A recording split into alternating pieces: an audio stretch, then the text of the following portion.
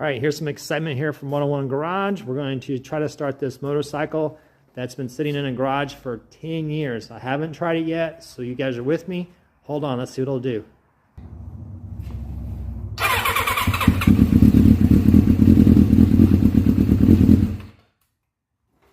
Not a bad start.